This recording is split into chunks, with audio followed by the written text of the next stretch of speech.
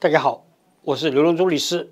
很多人问我说：“刘律师啊，你这个每天呢，这个又做节目又出庭，对吧？然后呢又见客人，又每天呢写东西，你怎么忙得过来？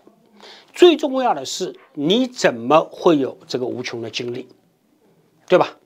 答案很简单，对吧？就是我们这个中华文化的瑰宝，2个字：针灸，不是一般的针灸。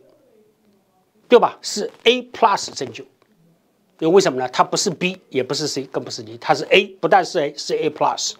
所以呢，我强烈推荐 A+ 针灸。A+ 针灸是我的选择，也应该是你的选择。Trump administration finds Harvard in violent violation of Civil Rights Act, threatens further loss of federal resources. A Trump administration investigation has found Harvard University in violent violation of the Civil Rights Act, once more escalating its battle with the school days after President Donald Trump suggested a deal was in sight to end its targeting of the university. Members of the Joint Task Force to Combat Anti-Semitism said in a Monday letter to Harvard President Alan Garber that an investigation into the school's compliance with Title V of the Civil Rights Act, which prohibits discrimination based on race, color, or national origin in programs or activities receiving federal funding, is now complete. The Office for Civil Rights at the Department of Health and Human Services finds that Harvard University is in violent violation of Title V of the Civil Rights Act, reads the letter, obtained by CNN, which is signed by Assistant Attorney General Harmeet Dillon and others. The investigation concluded that Harvard has been in some cases deliberately indifferent and in others has been a willful participant in anti-Semitic harassment of Jewish students, faculty, and staff, pointing to examples of Jewish and Israeli students being assaulted and spit on, imagery on campus that it says trafficked in, obvious anti-Semitic tropes, and what it describes as an impermissible multi-week encampment that instilled fear in and disrupted the studies of Jewish and Israeli students. According to the letter from the Joint Task Force, first reported by the Wall Street Journal, warns that a failure to institute adequate changes immediately will result in the loss of all federal financial resources and continue to affect Harvard's relationship with the federal government, adding, Harvard may of course continue to operate free of federal privileges, and perhaps such an opportunity will spur a commitment to excellence that will help Harvard thrive once again. In response, Harvard said, it's far from indifferent and strongly disagrees with the reports. Conclusion.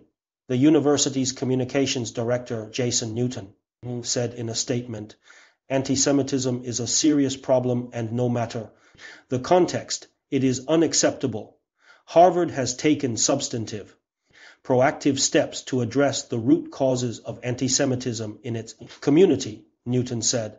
And as Harvard responded to the investigation, Newton said, the school not only shared its comprehensive and retrospective anti-Semitism and anti-Israeli bias report, but also outlined the ways that it has strengthened policies, disciplined those who violate them, encouraged civil discourse, and promoted open, respectful dialogue. Newton said the university has made significant strides to combat anti-Semitism on campus and that work is ongoing. The school has updated its rules around using campus space for protests, taken steps to review disciplinary processes, and expanded training on combating anti-Semitism, it says, among other steps.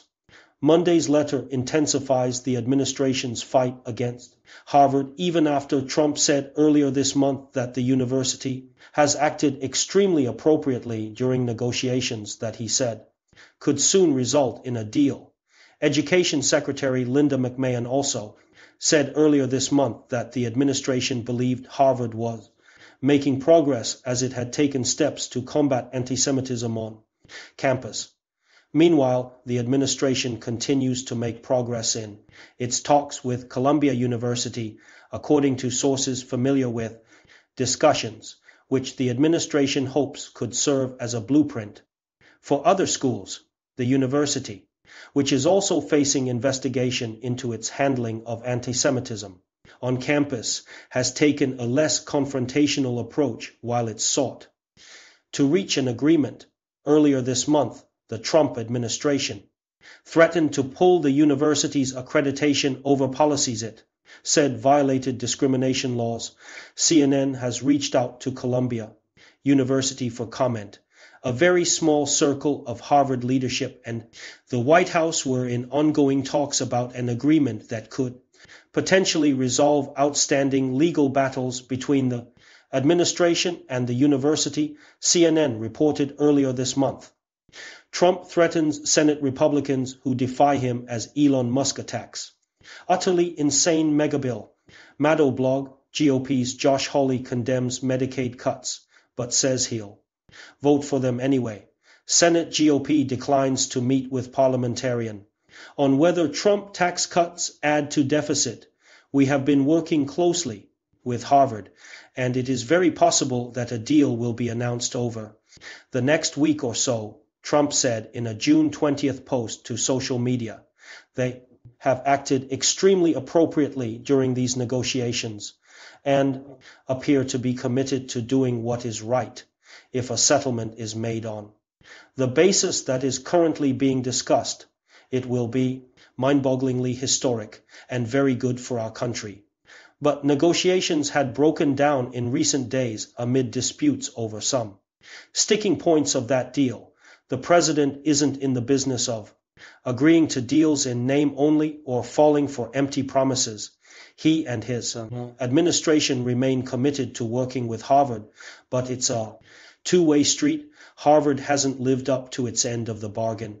A Trump administration official said the administration is currently embroiled in a pair of lawsuits with Harvard, one regarding its ability to host international students and scholars, the other over a decision to freeze federal funding.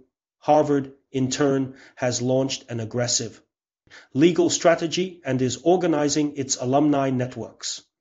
Efforts to target Harvard began even before Trump returned to office, with his allies arguing they're cracking down on anti-Semitism on campus amid the Israel-Hamas war.